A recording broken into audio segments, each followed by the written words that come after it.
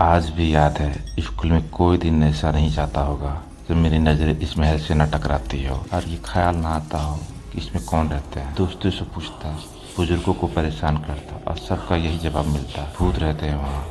मेरी दीदी कहती, वहाँ जो भी जाते हैं वो लौट के नहीं आते। और इस डर से कि मुझे भी कुछ ना हो जाए, मैं उस महल की तरफ देखता भी नहीं। मगर ये महल मुझे बरसों तक नींद में भी परेशान करते। वहाँ के भूत मुझे बड़े दरवाजों से खींचकर अंदर ले जाते और मेरी चीख से आंखें खुल जाती।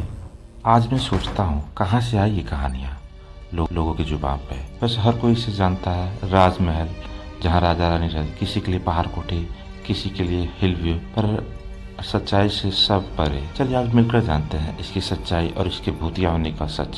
शहर से बाहर, सड़क के किनारे, प्रकृति के धन से भरपूर। जब इस महल के बुर्ज से पूर्व में त्रिकुट पर्वत और पश्चिम में दिगरिया पर्वत दिखते हैं तो उस वक्त सच में इसे हिल व्यू कहने का मन करता है। ये महल भूतिया है कि नहीं पता नहीं चल सका, मगर ये महल जेसीडी की शान जरूर है। कहते हैं किसी जमाने में ये किसी धनी लोगों का घर हुआ करता था, जहाँ बड़े अंग्रेज साहब और भारतीय अफसर अपने मौसम का बदलाव के लिए यहाँ ठहरते थे। ये महल किसका था, कौन रहते थे यहाँ, इस पे बात करना आज के समय में मुसीबतों को न्योता देना है, इसलिए मैं इसे यहीं छोड़ देना पसंद करूंगा और आपको ले जाना चाहूँगा इसके खूबसूरत सफ़र पे, जिसके चर्चे आज भी लोग पूरे शहर में करते हैं। उस ज़माने में कहते हैं इस इमारत में एडवांस टेक्नोलॉजी जैसे पानी की टंकी, सुएज सिस्टम, बाथरूम से बाहर निकलने के लिए बाहरी सीढ़ी, एडवांस किचन, 3 बड़ी हवेदार कोठियाँ, तरह तरह के विशाल धातुओं की मूर्तियाँ, दिशा यंत्र जो मौसम का हाल बताते थे, गरजने वाला बाघ, बड़े घंटे जिसकी आवाज़ दूरों तक सुनाई देती थी।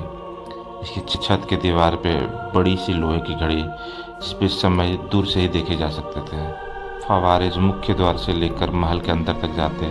कितने लोग तो इसे ब्रिटिश कैसल का कॉपी कहते हैं, क्योंकि इसकी लंबी चौड़ी सीढ़ियाँ जिस पे म्यूजिक आर्ट बनी हुई है, कमरों में फायरप्लेस ठंड के लिए, झूमर और ना जाने क्या क्या है।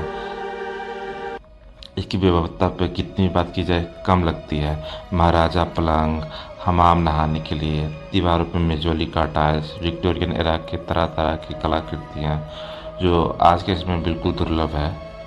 मगर अभी का हाल इसका देखा जाए तो पियकड़ों और छपरियों का अड्डा बन चुका है ये, जो इसे मिलकर तबाह कर रहा है, कोई लूट कर, कोई तोड़ फोड़ मचा के।